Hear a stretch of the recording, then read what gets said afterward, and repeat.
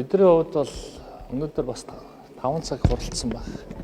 Тэгээд шийдвэрүүдээ бол гаргасан. Хүн намын төлөөлөх зөвлөлийн 100 гишүүд бас орон нутгаас ирж оролцсон. Тэгээд шийдвэр бол нэлээд өндөр хөвгтэй бол хамтарч ажиллах хэрэгтэй. Яагаад гэвэл нөө хийсэн ажлуудаа дуусгах хэрэгтэй гэдэг. Тэгээд бид нар өмнө нөгөө эрчим хүчний реформыг хийх ёстой. Тэгээд эрчим хүчний хөрөнгө оруулалт асуудлыг шийдэд явах зүйтэй гэсэн байр суурьтай байсан. Тэгээд энийгээ бол дуусгах нь зүйтэй.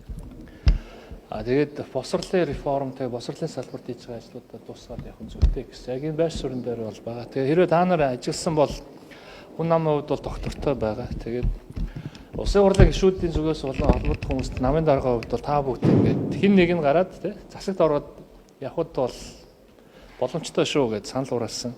Миний хувьд ч гэсэн тухайлбал заавал нөө засгийн газрын гишүүн байх шаардлага байхгүй. Та бүгд ороорой.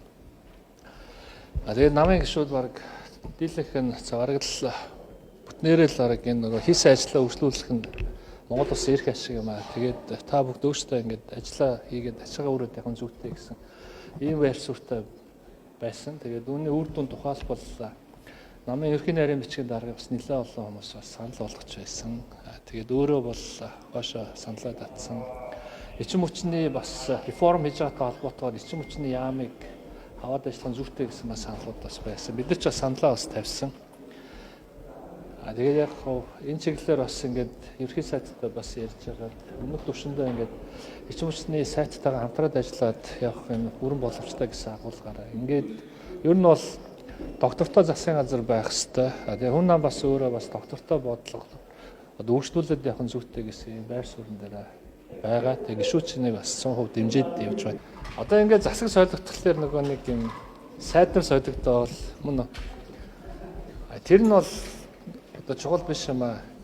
Илүү нөгөө доктортой байдал хийх ажлаа, эхлүүлсэн ажлаа дуусгаад явах зүйтэй гэсэн ийм л байр суурийг бол манай нам тавиад тэгэл ийм байдлаар бидэрт бол үүрэг үгэл явж байгаа. Энэ бол бодит байдал. Тэгээд би цаашаа зүгээр нэг зүйлийг хэлэхэд өнгөрсөн засгийн газар бол ингээд Ардын нам, Ардсан нам, хүн намын хамтарсан юм засгийн газар байсан. Тэгээд бид нар хамтарсан мөрийн хөтөлбөрөөр босруулаад тэрэн дээрээ бол хамтарч ажиллана гэрэн дээр гаруул сурсан шүү дээ.